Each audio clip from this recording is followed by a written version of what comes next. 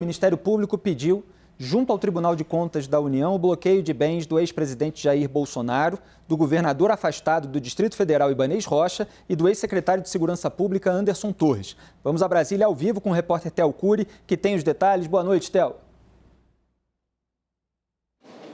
Oi, Felipe, boa noite para você, uma ótima noite para quem nos acompanha. Pedido feito, então, por Lucas Rocha Furtado, subprocurador do Ministério Público, que atua perante o Tribunal de Contas da União, pedindo o bloqueio de bens de Jair Bolsonaro, ex-presidente da República, de Anderson Torres, ex-ministro da Justiça e Segurança Pública e ex-secretário de Segurança Pública do Distrito Federal, que hoje teve uma ordem de prisão expedida contra ele, e do governador afastado do Distrito Federal, Ibanez Rocha. Ele argumenta ao ministro Bruno Dantas, do TCU, o seguinte, o subprocurador do Ministério Público junto ao Tribunal de Contas da União. Em razão de processo de tomadas de contas e do vandalismo ocorrido no Distrito Federal no dia 8 de janeiro de 2023, que provocou inúmeros prejuízos ao erário federal, solicito que seja decretada a indisponibilidade de bens.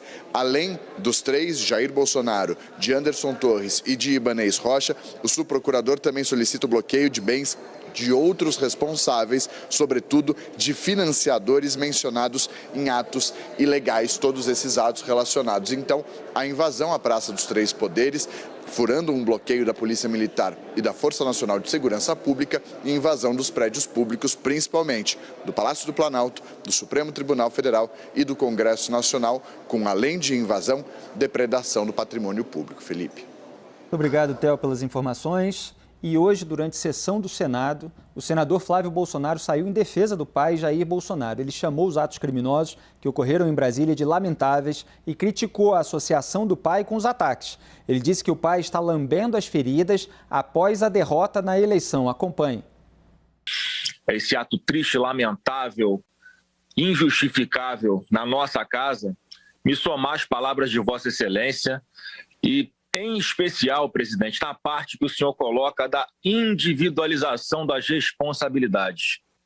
Isso é fundamental, porque nós tivemos um presidente da República que, por 4 anos, repetiu a exaustão que sempre jogaria dentro das 4 linhas da Constituição. E não apenas no discurso. O fez na prática, mesmo entendendo que, em vários momentos, foram usados atos contra ele fora da Constituição. Então não queiram criar essa narrativa mentirosa, como se houvesse alguma vinculação de Bolsonaro a esses atos irresponsáveis.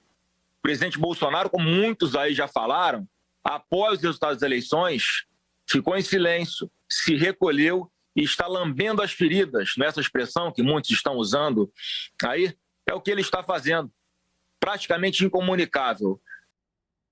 Depois das eleições, está lambendo as feridas. Ele mesmo não citou a palavra derrota. Citou, Clarissa? Eu tive a impressão, porque a gente falou aqui, mas Flávio Bolsonaro falou de lamber as feridas, o que se associa à derrota. Eu digo isso, Lucas.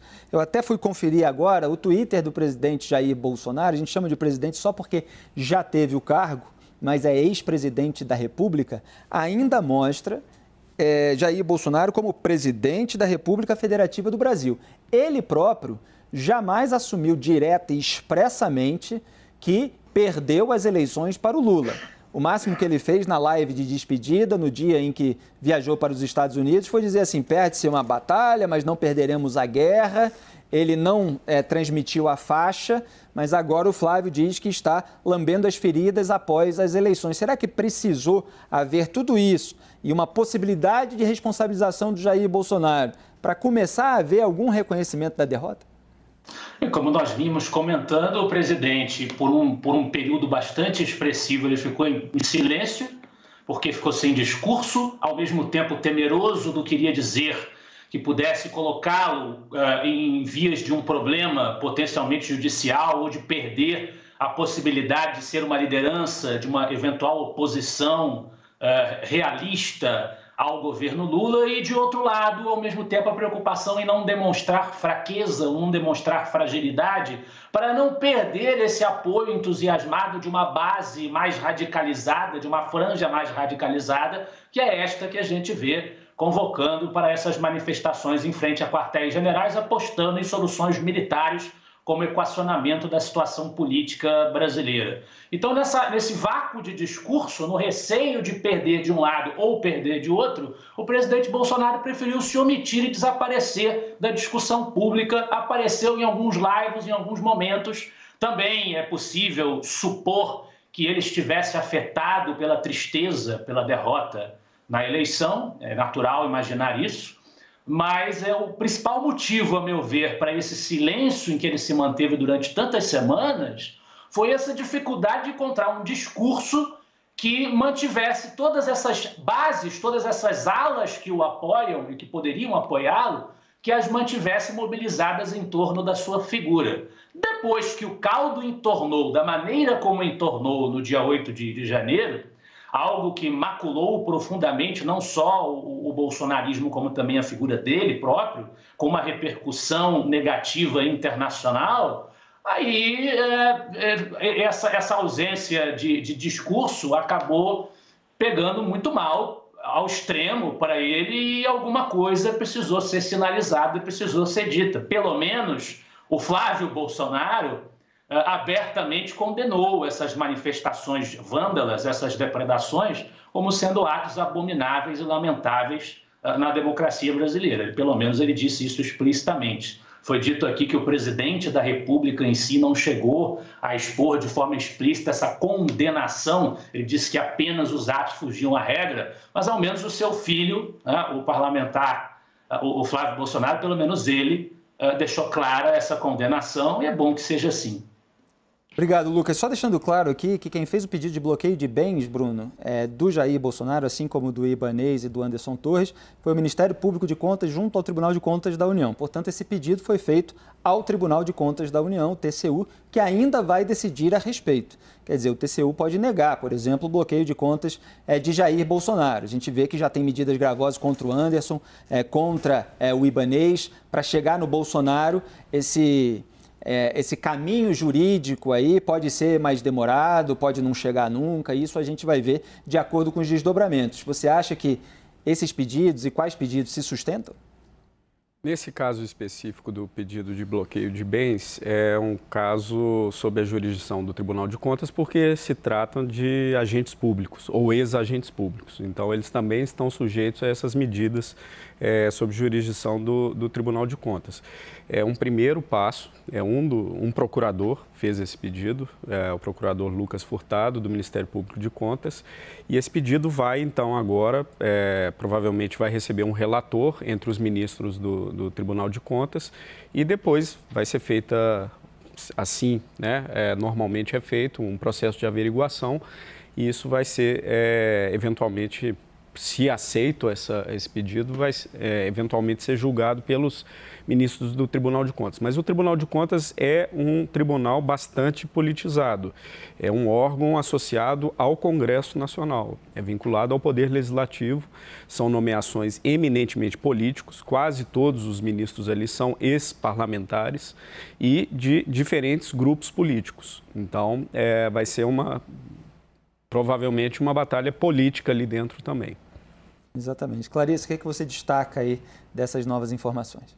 Eu acho que tem um componente muito político nessa medida, como a gente está comentando aqui. Eu acredito que não dá para a gente retirar a política desses acontecimentos. Mas, dito isso, a gente tem que lembrar que houve aí dezenas de milhões de reais em prejuízos e pessoas que eventualmente sejam responsabilizadas, venham a ser responsabilizadas por isso, têm que arcar com parte desse prejuízo. Isso acontece em qualquer ação judicial, né, gente? Você entra com uma ação contra alguém que está te devendo alguma coisa, e aí o que faz? Faz-se um pedido de bloqueio de bens para que essa pessoa não esvazie as próprias contas e não tenha que arcar com esse valor e alegue depois, não tenho dinheiro para pagar, então não vou pagar essa conta, no momento em que a sentença sair, caso a sentença aponte que ela é responsável. Essa é uma medida legal básica, um critério legal básico que atinge qualquer tipo de cidadão dentro de um processo legal. Houve um pedido do MP de Contas para que o TCU analise se é o caso de fazer esse bloqueio de bens. Caberá ao TCU avaliar se existem nas investigações, indícios suficientes para justificar o bloqueio de bens dessas pessoas que estão sendo apontadas. A gente tem que lembrar, e a gente também está falando de política e de notícia forte, grande, com repercussão internacional, então não dá também para a gente fingir que o factoide não existe, né? Então, é um momento onde muitos agentes querem ganhar protagonismo, querem ganhar visibilidade. Cabe às autoridades brasileiras, ao devido processo legal, garantir que esse tipo de pedido não acabe se transformando numa plataforma política para uma ou outra pessoa. Então, isso vai ter que ser analisado à luz da Constituição e dos resultados, dos indícios que vierem nas investigações.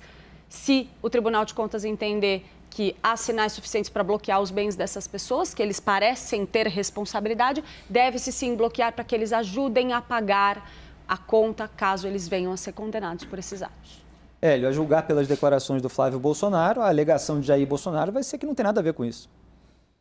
E não é uma questão simples de responder, porque politicamente, sem dúvida, ele vai ter que responder por tudo que ele falou e a ligação que está na cabeça das pessoas entre o que ele falava e defendia e o que aconteceu. Administrativamente, no caso de Brasília, como a Clarissa falou, existe uma responsabilização administrativa de quem estava lá, responsável pela segurança pública e tal. Também tem esse tipo de coisa. Mas a gente está falando aqui de responsabilização legal. E aí a questão é um pouco mais delicada, porque quem foi lá e fez, e são grandinhos, as pessoas que foram lá são grandinhas, cometeram esses crimes, essas vão ter que ser responsabilizadas, pagar por isso, como você mesmo mencionou, além de criminal, também com multa para cobrir os danos, etc. E eventuais, como o Bruno estava mencionando, eventuais mandantes cúmplices. Mandantes e cúmplices pagam em mesmo peso com a pessoa que comete o crime. Mas aí vem a questão, então o que é considerado um mandante cúmplice? E aí, você vai, sei lá, o pessoal vai assaltar um banco, o cara que está dirigindo o carro sabe que eles vão assaltar, está investido naquilo, está fazendo parte, é um comparsa, então ele é cúmplice. E aí, claro que ele tem que ser responsabilizado. Um sujeito que alugou o carro, sem saber por que os caras faziam, claramente não pode ser cúmplice daquilo, porque ele não sabia, ele não estava investido nisso. Eu acho que essa tentativa esse pedido do MP de bloquear as contas do Bolsonaro não tem nexo. Não tem nexo lógico e não tem nexo causal legal. Porque o Bolsonaro está nos Estados Unidos. O que ele tem a ver efetivamente com o crime? Para ele ser comparsa, cúmplice, legalmente, né? Não estou falando, de novo, só para esclarecer, estou falando que politicamente a narrativa pode ser colocada, tem que ser responsabilizado politicamente, sim, a gente está discutindo isso, mas falando legalmente, ele tem que... Cadê? O que ele fez? Ele facilitou? Ele incentivou? Ele foi lá? Ele participou? Ele é comparsa disso? E não me parece que tenha lógica nesse caso específico. O que você está falando é que, até o momento, de acordo com o seu raciocínio, não apareceu uma prova concreta de ligação direta do Jair Bolsonaro com esses atos no domingo, em termos de organização, a despeito de responsabilidades morais e políticas, etc. Exato. Lucas, quer complementar alguma coisa? Fica à vontade. Não, só dizer que eu concordo totalmente com o que o Hélio disse e a impressão que me passa é uma impressão de violência, mais uma vez, assim como aquele assodamento em afastar o governador eleito do Distrito Federal, bloquear bens do ex-presidente da República, que ainda se anuncia como presidente nas redes sociais, né? Bloquear os bens dele com base nessa vinculação que politicamente é perfeitamente razoável, da maneira como ele se portava e da reação que isso provocou nessas franjas radicalizadas, mas associá-lo diretamente ao que aconteceu, ao ato perpetrado no dia 8 de janeiro de forma efetiva, prática, direta, e por conta dessa associação já bloquear os seus bens, a impressão que me passa é de uma violência, sinceramente. Diga, Bruno. Complementando só, eu não conheço o processo, mas esse é um pedido cautelar para uma medida preventiva que se usa antes da constatação final da responsabilização da culpa. para evitar que um potencial criminoso se desfaça dos seus bens, né? Então, é bom lembrar que é uma medida cautelar, preventiva, para eventualmente... E pode ser desfeita depois. Pode ser desfeita. Se bloqueia, depois desbloqueia, caso se avalie. Todos os tipos de ações. Pode ser uma ação trabalhista, pode ser uma ação dentro de um inventário familiar. Isso acontece todos os dias na justiça, né? Então, eu acho assim, primeiro, o pedido de bloqueio nem foi concedido, né? Mas acho que fazer o pedido, se o MP avalia que a gente tem, querendo ou não, Bolsonaro nos Estados Unidos, junto com Anderson Torres, no meio dessa discussão, tem alguns indícios que talvez o Ministério Público de Contas tenha entendido que, olha, eu acho que é suficiente para a gente pensar em bloquear os bens dessas pessoas para que elas possam pagar caso sejam responsabilizadas. Se eu processar o Felipe aqui por algum motivo, algum mal aqui que ele tenha me feito, se eu entrar com uma ação contra ele e estiver me devendo dinheiro... Ele não te deu tempo suficiente. Eu vou virar assim, eu falei, ó, o Felipe tá me devendo dinheiro, então eu vou pedir para o meu advogado ir lá e falar, olha, bloqueia, entra com um pedido, ó, ele tem isso, ó, eu tenho um monte de mensagem aqui do Felipe me devendo dinheiro. E aí fala, olha, bloqueia as contas deles enquanto vocês analisam se ele tem culpa ou não. Sim, mas... Isso existe em todas as ações, em todas as áreas. Mas tem que haver indícios claros. Tem que haver indícios. Indícios claros e tal, que até agora a gente não viu. E acho que tem que aguardar o processo de análise por parte do TCU. Sim, mas eu não acho o pedido em si um grande absurdo, não. E também existem abusos na permanência da vigência dessa medida, porque não é raro nós vermos no Brasil 5 anos de bloqueios de bens, 6, 7 anos de bloqueio de bens antes do caso sequer passar na primeira instância para ser julgado. Então, a gente viu recentemente bloqueio... Existem abusos também para isso. Vamos lá que eu preciso chamar o break. Não, só recentemente teve bloqueio até de banco por causa de conversa de WhatsApp. O Lula teve dinheiro bloqueado durante muito tempo, gente. Vamos lembrar. Os bolsonaristas estão achando ruim o bloqueio de bens do Lula? Em ações das quais ele acabou não sendo responsabilizado? Não, então, né? Mas tem o que Lula ter é outro nível. 2 pesos, 2 medidas. O peso tem que ser igual. Não, outro nível de condenação, de provas, de evidência, de tudo que aconteceu. Não, eu só estou dizendo que o bloqueio de bens é uma coisa corriqueira em vários tipos de ações a serem demandadas. Não acho uma violência isso ser pedido. Muito bem, depois a gente continua esse debate, só quero deixar claro que eu não estou devendo nada para a Clarissa, além da água do intervalo, então vamos a ele.